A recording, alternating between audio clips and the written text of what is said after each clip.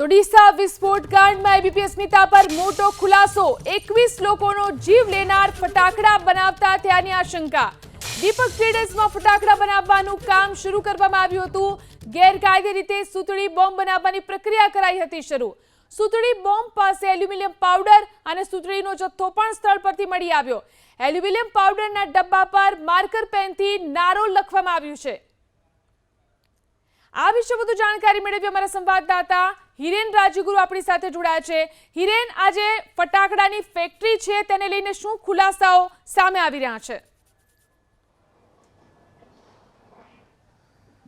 સૌથી મહત્વપૂર્ણ બાબત એ છે કે ગઈકાલ સુધી પોલીસ એવું જ કહી રહી હતી કે અહીંયા માત્ર ને માત્ર ફટાકડા સંગ્રહ કરવા માટેનું ગોડાઉન આવેલું હતું। જો કે ગઈકાલે એબીપી અસ્મિતાએ જે ઇન્વેસ્ટિગેશન કર્યું અને મૂળ સુધી પહોંચવાનો પ્રયાસ કર્યો તો તેની અંદર અહીંયા ફટાકડા બનાવવામાં આવતા હતા તેના કેટલાક રો મટીરિયલ પણ મળી આવ્યું, જેની અંદર એક એલ્યુમિનિયમ પાવડર પણ મળી આવ્યો છે। એ 2 બેરલ અહીંયા મળી આવ્યા છે, જેની ઉપર નારોલ એવું લખવામાં આવ્યું હતું। અને હવે પોલીસને એ પણ આશંકા શરૂ થઈ છે કે અહીંયા સુતળી બોમ્બ બનાવવાનું શરૂ કરવામાં આવ્યું હતું, તેના કેટલાક રો મટીરિયલ મળ્યા છે અને એ દિશામાં પોલીસે હવે તપાસ પણ શરૂ કરી છે। એફએસએલની ટીમ પહોંચી છે, અત્યારે સાયોગિક પુરાવા એકત્રિત કરી રહી છે, પંચનામું ચાલી રહ્યું છે, જેના કારણે અંદર જવાની અત્યારે મંજૂરી નથી। આ એ જ જગ્યા છે કે જ્યાં ગઈકાલે 24 કલાક પહેલાં જે તીવ્ર બ્લાસ્ટ થયો હતો અને તેની અંદર 21 લોકોના મૃત્યુ થયા હતા। હવે જે પોલીસની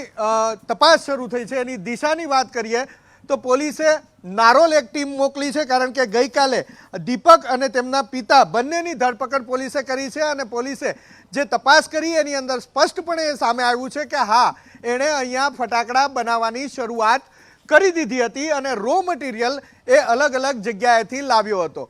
2 જગ્યાના નામ સામે આવે છે, એક અમદાવાદનું નારોલ અને એક શિવાકાશી કે જે ફટાકડાની નગરી તરીકે ઓળખાય છે, ત્યાંથી આ મટીરિયલ લાવ્યો હતો અને એ દિશામાં પોલીસે ટીમ રવાના કરી તપાસ શરૂ કરી છે। ગઈકાલ સુધી ભલે પોલીસ એવું જ કહેતી હતી કે અહીંયા વગર પરમિશને માત્ર ને માત્ર ફટાકડાનો સંગ્રહ થતો હતો, પરંતુ જે રિયાલિટી ચેક એબીપી અસ્મિતાએ કર્યું અને તેની અંદર જે બાબતો સામે આવી છે તે દિશામાં પણ હવે પોલીસે પગેરું શોધવાનું શરૂ કર્યું છે। એલ્યુમિનિયમનો પાવડર ક્યાંથી લાવ્યા હતા શ્રમિકો ગુજરાત મોકલનાર એમપીના એ દલાલોને શોધવા માટે એક ટીમ મધ્યપ્રદેશ પણ રવાના કરી છે પોલીસે। તો આ રીતની કાર્યવાહી અત્યારે અને પોલીસની દિશા જાણવા મળી રહી છે। બીજી વસ્તુ એ છે કે 2 કેમિકલ એન્જિનિયરની મદદ લેવામાં આવી રહી છે। અમદાવાદના 2 કેમિકલ એન્જિનિયર છે જેની મદદ લેવાઈ રહી છે પોલીસ દ્વારા કે આ કેમિકલ જે અહીંયા રાસાયણિક હતું, એલ્યુમિનિયમ પાવડર હતો કે અન્ય બાબતો હતી,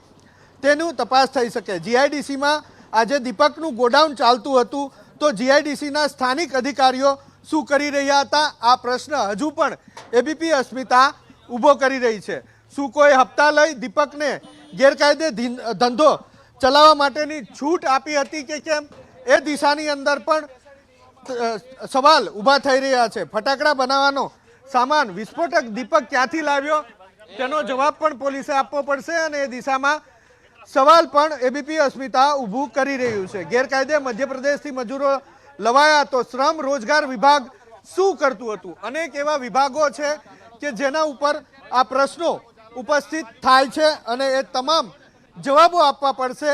એ જવાબો એટલા માટે આપવા પડશે કે 21 લોકોના મૃત્યુ થયા છે અને એ હદે તેમની જે માનવ અંગ હતા એ અલગ અલગ છૂટાછવાયા થઈ ગયા છે કે જેમાંથી 2 મૃતદેહની ઓળખ કરવા માટે થઈ અને ડીએનએનો સહારો પણ પોલીસે લેવો પડ્યો છે। હજી સુધી 2 મૃતદેહની ઓળખ નથી થઈ, 18 મૃતદેહ મધ્યપ્રદેશના ઓળખ થઈ છે અને તેને ત્યાં મોકલવામાં આવ્યા છે। આ રીતની વિગતો હાલ સામે આવી રહી છે, પરંતુ સવાલો હજી પણ અનેક અહીંયા ઉઠી રહ્યા છે। દુર્ઘટનામાં ફટાકડા વિસ્ફોટથી થઈ કે નહીં તે મુદ્દે સ્પષ્ટ તપાસ અને તેની સ્પષ્ટતા ક્યારે થશે? ફટાકડા બનાવતા હતા તેના પુરાવા છે, છતાં તેમાં કેમ હજી સુધી કોઈ પ્રકાશ નથી પાડતું? 15 માર્ચ બાદ ફટાકડાનો જથ્થો પહોંચ્યો તો કેમ ના રખાયું ધ્યાન, એ પણ સવાલ છે। 15 માર્ચ બાદ ફટાકડા બનાવવાનું શરૂ થયું ત્યારે પણ કેમ ન રખાયું ધ્યાન? ફટાકડા બનાવવાની સામગ્રી અહીંયા પહોંચી ત્યાં સુધી કોઈને કેમ ખબર ના પડી? દીપક નામનો આ જે શખ્સ છે ફટાકડા રોકડેથી વેચતો હતો કે બિલથી, તેનો પણ કોઈ જવાબ નથી. કારણ કે અહીંયા જીએસટીની ચોરીનો પ્રશ્ન પણ ઉપસ્થિત થાય છે. જો રોકડેથી વેચે છે અને બિલ નથી આપતો તો આ શખ્સ રાજ્ય સરકારની તિજોરીને પણ નુકસાન પહોંચાડતો હતો, જીએસટીની ચોરી કરતો હતો, એ પણ અહીંયા શંકાના ઘેરામાં આવે છે.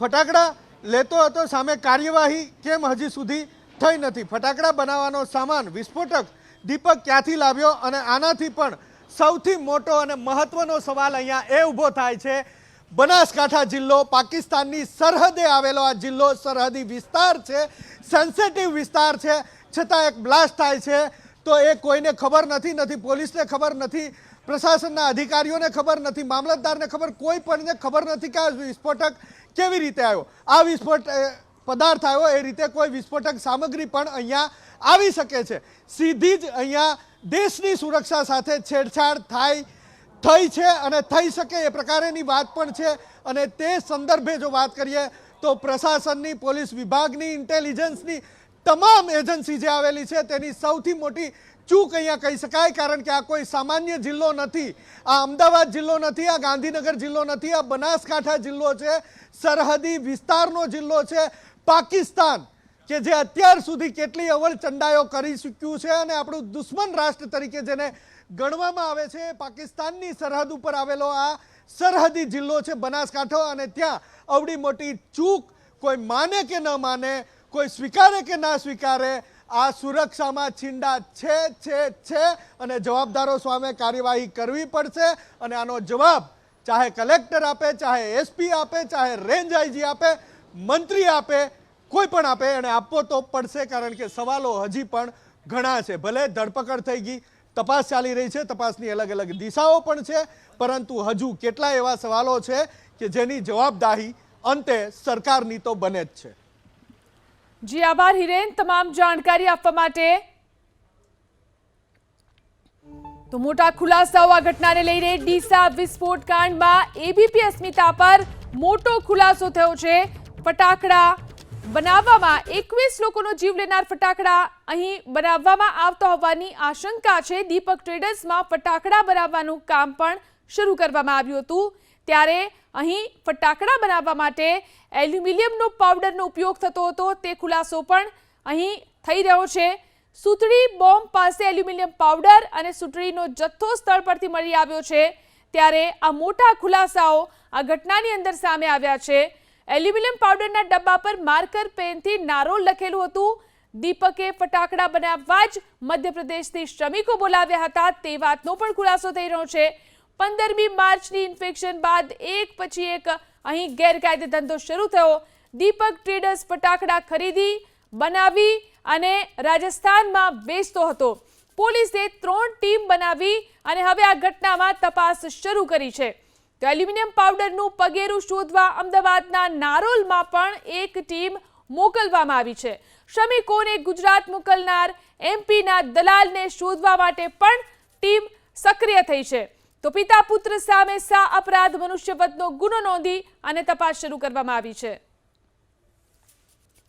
તો એબીપી અસ્મિતા સ્થાનિક પ્રશાસનને કેટલાક સવાલો કરી રહ્યું છે. આ ઘટનાને લઈને જે સળગતા સવાલો ઉઠી રહ્યા છે, ફટાકડા બનતા હતા તેના પુરાવા છે, છતાં પણ કેમ તેની ઉપર પ્રકાશ પાડવામાં નથી આવ્યો? 15મી માર્ચ બાદ ફટાકડાનો જથ્થો પહોંચ્યો તો કેમ ન ધ્યાન રાખવામાં આવ્યું? 15મી માર્ચ બાદ ફટાકડા બનાવવાનું શરૂ થયું ત્યારે પણ કેમ ધ્યાન ન રાખવામાં આવ્યું? ફટાકડા બનાવવાની સામગ્રી અત્યારે પણ પડી છે તો તે જાણકારી કેમ છુપાવવામાં આવી? દીપક નામનો આ શખ્સ ફટાકડા રોકડેથી વેચતો હતો કે બિલથી, તેનો પણ કોઈ જવાબ નથી મળી રહ્યો. દુર્ઘટના ફટાકડાના વિસ્ફોટકથી થઈ કે પછી બીજા કોઈ, તે મુદ્દે પણ કોઈ સ્પષ્ટતા નથી. ફટાકડા બનતા હતા તેના પુરાવા છે, છતાં પણ તેના પર કોઈ પ્રકાશ પાડવામાં નથી આવ્યો.